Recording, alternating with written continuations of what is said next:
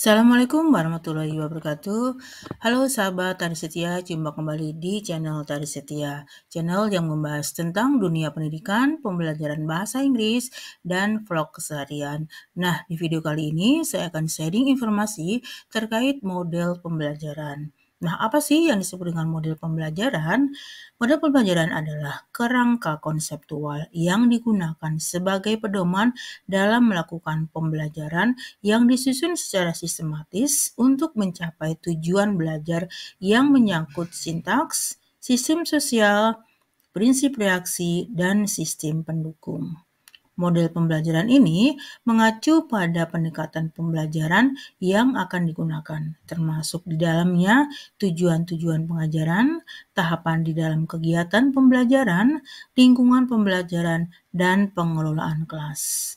Tujuan model pembelajaran sebagai strategi bagaimana pembelajaran yang dilaksanakan dapat membantu peserta didik mengembangkan dirinya, baik berupa informasi, gagasan, keterampilan nilai, dan cara berpikir dalam meningkatkan kapasitas berpikir secara jernih, bijaksana, dan membangun keterampilan sosial serta komitmen.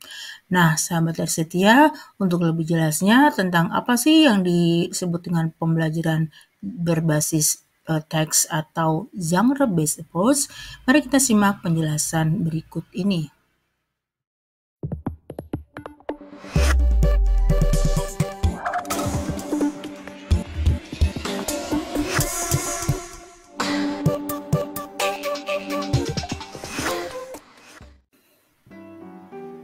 Sahabat Tari Setia dan Bapak Guru hebat semuanya, di dalam penerapan model pembelajaran di kelas, kita bisa menggunakan berbagai macam model pembelajaran.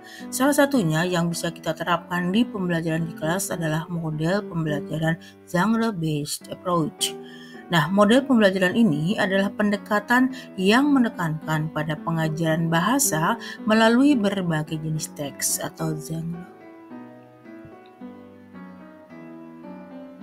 Pendekatan ini bertujuan untuk membantu murid memahami struktur dan ciri khas dari berbagai teks, sehingga mereka dapat menggunakannya dalam konteks komunikasi yang sesuai. Pendekatan ZBA ini berfokus pada pengajaran melalui berbagai jenis teks. Setiap teks memiliki struktur dan ciri khas tertentu yang harus dipahami oleh murid. Contoh dari genre teks ini adalah teks naratif, deskriptif, ekspositori, dan argumentatif. Dalam tahapan pembelajaran model pembelajaran GBA ini, ada 4 tahapan yang harus kita laksanakan dalam pembelajaran. Tahapan ini dilaksanakan di kegiatan inti di dalam pembelajaran di kelas. Tahapan yang pertama adalah building knowledge on the field. Dalam tahapan ini bertujuan untuk membangun pengetahuan dasar murid tentang topik yang akan dipelajari. Guru memberikan konteks dan latar belakang informasi yang relevan. Tahapan yang kedua adalah modeling of the text. Guru memberikan contoh teks yang sesuai dengan genre yang dipelajari. Murid diajak untuk menganalisis struktur dan ciri khas teks tersebut. Tahapan yang ketiga kita kenal dengan joint construction of the text. Guru dan murid bekerja sama untuk membuat teks berdasarkan genre yang dipelajari. Murid diberikan kesempatan untuk berkontribusi dalam proses penulisan. Tahapan yang keempat adalah independence construction of the text. Murid diberi tugas untuk menulis teks secara mandiri berdasarkan genre yang telah dipelajari. Guru memberikan umpan balik untuk membantu murid memperbaiki teks tersebut. Ini adalah contoh penerapan model pembelajaran GBA di dalam pembelajaran bahasa Inggris di fase E. Fase E itu sama dengan kelas 10 tingkat SMA dengan topik atau teks deskriptif.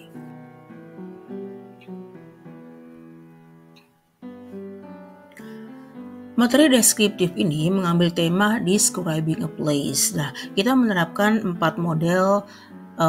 tahapan pembelajaran yang ada di model GBA ini. Tahapan yang pertama adalah building knowledge on the text. Peran guru adalah memperkenalkan topik describing place dengan menunjukkan gambar tempat terkenal, misalnya taman, pantai, atau kota. Atau guru bisa menampilkan atau menayangkan video tentang tempat yang akan dipelajari. Guru mengajak murid berdiskusi tentang tempat favorit mereka dan mengapa mereka menyukai tempat tersebut. Guru memperkenalkan kosakata yang relevan dengan deskripsi tempat, misalnya beautiful, crowded, peaceful, and historic. Dalam tahapan kedua, modeling of the text, peran guru adalah memberikan contoh tentang teks deskripsi tentang sebuah tempat. Misalnya, deskripsi tentang Central Park di New York. Guru membacakan teks tersebut dan mengajak murid untuk mengidentifikasi struktur teks, misalnya paragraf pembuka, paragraf deskripsi, paragraf penutup. Guru mengajak murid untuk menemukan kata-kata atau frasa yang digunakan untuk mendeskripsikan tempat tersebut. Tahapan ketiga adalah joint construction on the text. Guru dan murid bekerja sama untuk menuliskan teks deskripsi tentang tempat lain, misalnya Bali. Guru meminta murid untuk memberikan ide tentang apa yang dideskripsikan, misalnya pantai, budayanya, dan makanannya. Guru menulis teks di papan tulis berdasarkan kontribusi murid dan mengajak mereka untuk memperbaiki dan menyempurnakan teks tersebut. Tahapan terakhir adalah independent construction of the text.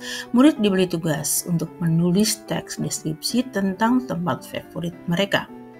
Guru memberikan panduan tentang struktur teks dan kosakata yang dapat digunakan. Setelah menulis, murid diminta untuk membaca teks mereka di depan kelas atau dalam kelompok kecil dan menerima umpan balik dari teman-teman maupun guru.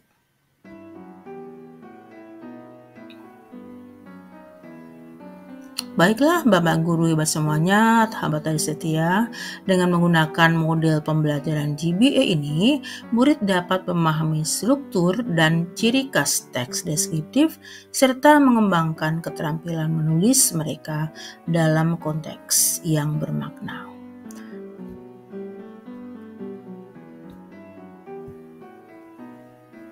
Demikianlah penjelasan dan sharing informasi terkait model pembelajaran GBA atau Genre Based Approach.